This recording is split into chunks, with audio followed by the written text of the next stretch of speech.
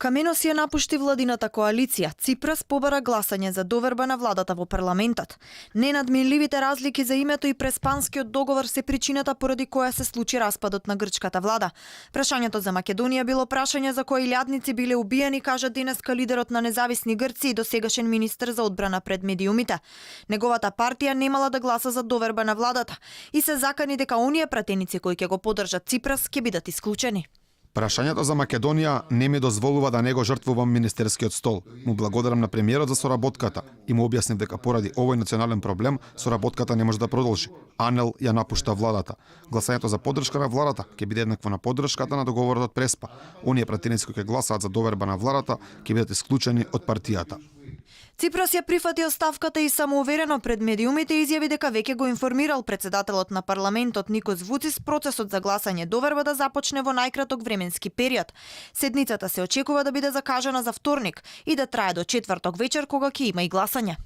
Му благодарам на Каменос не само за постигнатото, туку и за искрениот разговор. Го информирав председателот на собранието дека ќе одиме директно со процесот, со кој уставот ќе овозможи обновување на довербата на мојата влада, со цел да се движиме напред со апсолутно мнозинство кое е потребно за клучните одлуки на земјата и грчкото општество. Сето ова е со цел мојата влада да го заврши својот мандат во октомври 2019 година.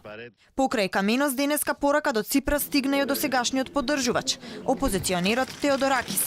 Иако досега се шпекулираше дека опозицијската партија Потами ќе го поддржи премиерот и ќе му обезбеди 6 гласови за да има 151 пратеник, нивниот лидер Теодоракис денеска на Твитер објави: "Обсесиите, неефикасноста, популизмот и партиската држава не може да бидат наградени. Партијата нема да гласа за доверба на владата."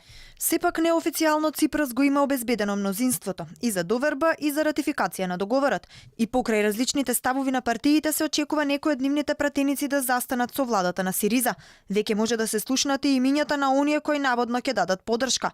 Покрај 145 пратеници на Ципрас се очекува рака да крене еден пратеник од Потами, четворица пратеници од Анел, меѓу кои двајца министри и еден независен пратеник.